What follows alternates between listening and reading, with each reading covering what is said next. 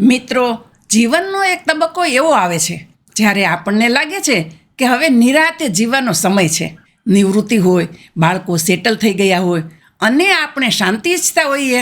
પણ શું તમે ક્યારેય વિચાર્યું છે કે પુરુષોના શરીરમાં રહેલી એક નાનકડી ગ્રંથિ, જેનું કદ માંડ એક અખરોટ જેવડું હોય છે, તે આખી જિંદગીની શાંતિ અણી શકે છે? જી હા, હું વાત કરી રહી છું પ્રોસ્ટેટ ગ્રંથિ વિશે. ઘણા પુરુષોમાં 50 કે 60 વર્ષની ઉંમર પછી રાતનો સમય આરામનો નહીં પણ સંઘર્ષનો બની જાય છે. રાત્રે પથારીમાં પડ્યા હો, આંખ બંધ થઈ ગઈ હોય અને અચાનક પેશાબનું દબાણ અનુભવાય. ઊંઘમાંથી જાગવું પડે, બાથરૂમ જવું પડે અને ત્યાં જઈને પણ સંતોષ ન થાય. પેશાબની ધાર ધીમી હોય, ટીપે ટીપે પેશાબ ઉતરે અને એવું લાગે કે હજુ મૂત્રાશય ખાલી નથી થયું. અને આ ચક્ર રાત્રે એકવાર નહીં પણ 3-4 વાર ચાલે. આ માત્ર શારીરિક પીડા નથી, આ એક માનસિક ત્રાસ છે. જ્યારે તમારી ઊંઘ પૂરી નથી થતી ત્યારે સવારે થાક લાગે છે, ચીડિયાપણું આવે છે અને ધીરે ધીરે તમારા આત્મવિશ્વાસ પર અસર પડે છે. ઘણા વડીલો તો શરમ અને સંકોચને કારણે આ વિશે વાત પણ નથી કરતા. પણ સત્ય એ છે કે જો આના પર ધ્યાન ન અપાય તો વધેલું પ્રોસ્ટેટ કિડની સુધીની સમસ્યા નોતરી શકે છે. આજે હું કોઈ મોંઘી સર્જરી કે ભારે સાઈડ ઇફેક્ટવાળી દવાઓની વાત કરવા નથી આવી. મારો ઉદ્દેશ તમને એ જણાવવાનો છે કે કુદરતે આપણા રસોડામાં જ એવા અમૃત સમાન તત્વો છુપાવી રાખ્યા છે કે જેની તાકાત ઘણીવાર દવાઓ કરતાં પણ વધારે અસરકારક સાબિત થઈ શકે છે. આજના આ ખાસ એપિસોડમાં હું તમને એવા 3 શક્તિશાળી સૂકા મેવા અને બીજ વિશે વિગતવાર જણાવીશ, જે પ્રોસ્ટેટના સોજાને કુદરતી રીતે ઓગાળી શકે છે. જો તમે આ ત્રણેય વસ્તુઓને હું બતાવું એ પદ્ધતિથી અને ચોક્કસ સમયે લેશો તો મને ખાતરી છે કે તમને તમારી જૂની શાંતિ અને સુખચેન પાછા મળશે. આપણે ઉપાયો તરફ આગળ વધીએ તે પહેલાં એક વાત સમજવી જરૂરી છે. આ કોઈ જાદુ નથી, આ વિજ્ઞાન છે. આપણું શરીર જે ખોરાક લે છે તેનાથી જ તે રિપેર થાય છે. પ્રોસ્ટેટની સમસ્યા પાછળ મુખ્યત્વે 2 કારણો જવાબદાર હોય છે. એક છે સોજો અને બીજું છે હોર્મોન્સનું અસંતુલન. આજે આપણે જે 3 વસ્તુઓ જોવાના છીએ તે આ બંને મૂળ કારણો પર સીધો પ્રહાર કરે છે. ચાલો શરૂઆત કરીએ દિવસની શરૂઆતથી. સૌથી પહેલો અને સૌથી સરળ ઉપાય છે બદામ. આપણે નાનપણથી સાંભળતા આવ્યા છીએ કે બદામ ખાવાથી યાદશક્તિ વધે છે અને હૃદય મજબૂત થાય છે. પણ બહુ ઓછા લોકો જાણે છે કે પુરુષોના પ્રોસ્ટેટ સ્વાસ્થ્ય માટે બદામ એક સંજીવની સમાન છે. બદામ જ શા માટે? જુઓ, બદામમાં મુખ્યત્વે 2 તત્વો ભરપૂર માત્રામાં હોય છે જે પ્રોસ્ટેટ માટે આશીર્વાદરૂપ છે: ઝીંક અને વિટામિન E. જ્યારે પ્રોસ્ટેટ ગ્રંથિ મોટી થાય છે ત્યારે તેમાં સોજો આવેલો હોય છે. બદામમાં રહેલા કુદરતી એન્ટીઓક્સિડન્ટ્સ અને મેગ્નેશિયમ આ સોજાને અંદરથી શાંત કરવાનું કામ કરે છે. સંશોધનો કહે છે કે વિટામિન E પ્રોસ્ટેટ કેન્સરના જોખમને પણ ઘટાડી શકે છે. હવે તમે કહેશો કે શારદાબેન, અમે તો રોજ મુઠ્ઠી ભરીને બદામ ખાઈએ છીએ પણ ફરક નથી પડતો. મિત્રો, ખાવાની રીત સૌથી મહત્વની છે. સૂકી બદામ ગરમ પડે છે અને પચવામાં ભારે હોય છે. તમારે રોજ રાત્રે 5 થી 7 નંગ બદામને સાદા પાણીમાં પલાળી દેવાની છે. સવારે ઉઠીને સૌથી પહેલાં તેની છાલ ઉતારી લેવી. છાલ ઉતારવી શા માટે જરૂરી છે? કારણ કે બદામની છાલમાં ટેનિન નામનું તત્વ હોય છે જે પોષક તત્વોને શરીરમાં શોષાતા અટકાવે છે. જ્યારે તમે તેને પલાળો છો ત્યારે તે અંકુરિત થવાની પ્રક્રિયામાં આવે છે, જેનાથી તેની ગરમી નીકળી જાય છે અને તેના એન્ઝાઇમ્સ એક્ટિવ થઈ જાય છે. ક્યારે ખાવી? સવારે ખાલી પેટે બ્રશ કર્યા પછી તરત જ આ 7 પલાળેલી અને છોલેલી બદામ ખૂબ ચાવીને ખાવી. જો શક્ય હોય તો તેની ઉપર અડધો ગ્લાસ નવશેકું દૂધ પીવું. દૂધ અને બદામનું મિશ્રણ પ્રોસ્ટેટની પેશીઓને મજબૂત બનાવે છે. આ તમારી દિવસની શરૂઆત છે જે તમારા શરીરને આખો દિવસ લડવાની તાકાત આપશે. હવે વાત કરીએ બીજા અને સૌથી અગત્યના સુપરફૂડની. આ એક એવી વસ્તુ છે જેને આપણે ભારતીયોએ વર્ષો સુધી કચરો સમજીને ફેંકી દીધી છે.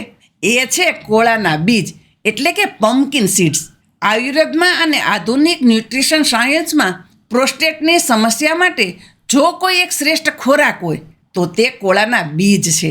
કોળાના બીજમાં એક ખાસ તત્વ હોય છે જેને ફાઇટોસ્ટેરોલ્સ કહે છે.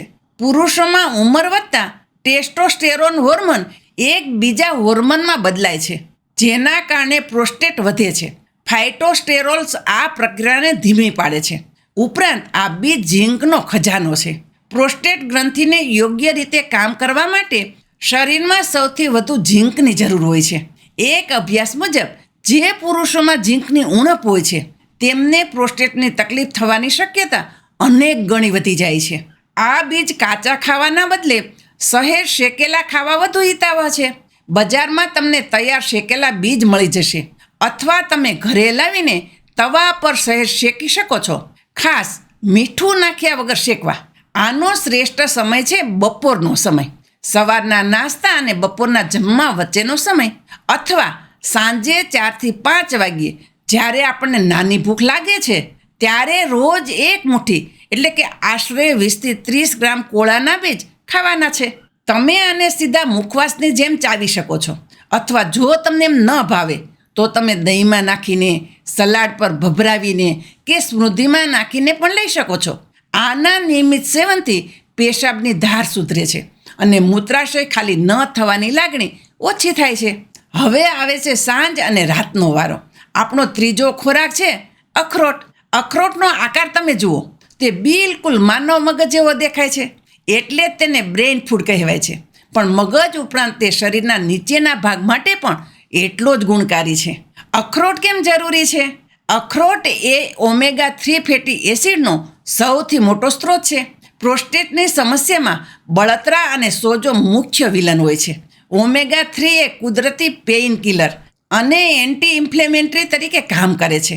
તે પ્રોસ્ટેટની આસપાસના સોજાને ઓછો કરે છે.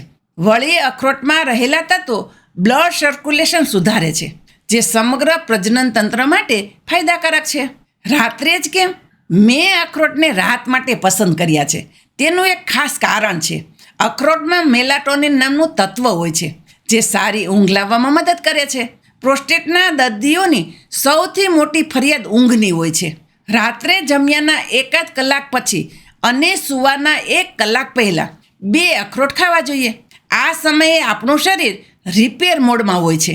રાત્રે ખાધેલા અખરોટ શરીરના કોષોને રિપેર કરવાનું કામ ઝડપી બનાવે છે. તમે અખરોટ ખાઈને ઉપર થોડું હૂંફાળું પાણી પી શકો છો. આ તમારી રાતની પેશાબની ફ્રીક્વન્સી ઘટાડવામાં મદદરૂપ થશે. વાતો તો ઘણી થઈ, પણ શું આ ખરેખર કામ કરે છે? હું તમને મારા એક અનુભવની વાત કરું. થોડા સમય પહેલાં અમારા એક સંબંધી રમેશભાઈની ઉંમર 68 વર્ષ, ખૂબ જ હસમુખા સ્વભાવના, પણ તેમની આંખોમાં થાક સ્પષ્ટ દેખાતો હતો. એમણે મને કહ્યું, શારદાબેન, હવે જીવવાનો કંટાળો આવે છે. રાત્રે 5-5 વાર બાથરૂમ જવા ઉઠવું પડે છે. બાથરૂમ જઈને આવું પછી ઊંઘ નથી આવતી. પત્ની પણ હેરાન થાય છે. દિવસે હું ક્યાંય બહાર જઈ શકતો નથી, કારણ કે મને હંમેશા ડર રહે છે કે ક્યાંક પેશાબ રોકી નહીં શકું તો. મને લાગે છે કે મારે ઓપરેશન કરાવવું જ પડશે. તેઓ ખૂબ જ હતાશ હતા.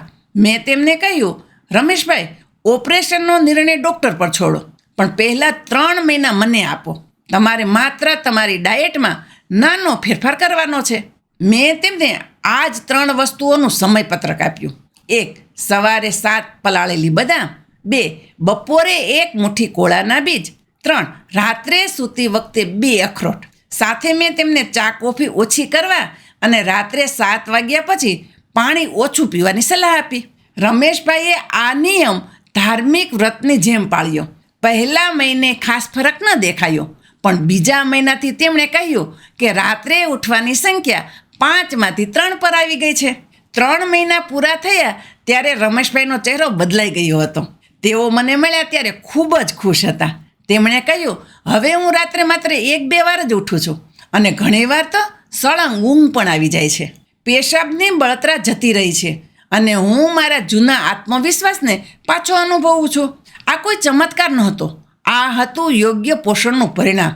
જ્યારે શરીરને જે જોઈએ છે તે મળે છે, ત્યારે તે પોતાની જાતને સાજી કરવાની ક્ષમતા ધરાવે છે. મિત્રો, અહીં મારે તમને એક સાવધાન પણ કરવાના છે. આયુર્વેદનો નિયમ છે, અતિ સર્વત્ર વર્જયેત. મતલબ કે કોઈ પણ વસ્તુનો અતિરેક ખરાબ છે. ઘણા લોકો જલ્દી સારું થવાની લાઈમાં મુઠ્ઠી ભરીને અખરોટ કે બદામ ખાવા લાગે છે. આવું ભૂલે ચૂકે પણ ન કરતા. આ સૂકા મેવા છે. જેમાં તેલ અને ગરમી બંને હોય છે. વધુ ખાવાથી પાચન બગડી શકે છે, વજન વધી શકે છે અને ગરમી કરી શકે છે. મેં જે માત્રા કહી છે, 7 બદામ, 30 ગ્રામ બીજ અને 2 અખરોટ, આ એકદમ માપસર છે અને ઔષધિ તરીકે કામ કરે છે. બીજી વાત, જો તમે લોહી પાતળું કરવાની દવા લેતા હોય અથવા અન્ય કોઈ ગંભીર બીમારીની દવા ચાલુ હોય તો એકવાર તમારા ડૉક્ટરની સલાહ અવશ્ય લેવી. અંતમાં હું મારા તમામ વડીલ ભાઈઓને અને જે બહેનો આ વિડીયો જોઈ રહી છે તેમને એટલું જ કહીશ, પ્રોસ્ટેટ એ માત્ર એક અંગ નથી, એ પુરુષના પુરુષ તત્વ અને આત્મવિશ્વાસ સાથે જોડાયેલી બાબત છે. તેને અવગણશો નહીં. શરીર જ્યારે સંકેત આપે ત્યારે જ જાગી જવું જોઈએ. કુદરતે આપણને આટલા સસ્તા અને સરળ ઉપાયો આપ્યા છે, તો શા માટે રાહ જોવી? આજથી જ, બલકે અત્યારથી જ આ સંકલ્પ લ્યો. તમારા રસોડામાં જાઓ અને આ ફેરફારો શરૂ કરો. યાદ રાખો, દવાઓ જરૂરી હોઈ શકે છે, પણ સાચી તંદુરસ્તી તો આપણી જીવનશૈલી અને ખોરાકથી જ આવે છે. નાના નાના બદલાવ જ મોટા પરિણામ લાવે છે. જો તમને આ માહિતી ઉપયોગી લાગી હોય તો તમારા મિત્રો અને સગા સંબંધીઓ સાથે જરૂર શેર કરજો. કદાચ કોઈની જિંદગી બદલાઈ જાય. સ્વાસ્થ્ય સંબંધિત આવી સચોટ માહિતી માટે અમારી સાથે જોડાયેલા રહો. સ્વસ્થ રહો, મસ્ત રહો. હું છું શારદાબેન ગોસ્વામી. ફરી મળીશું. ત્યાં સુધી રજા આપશો. નમસ્કાર.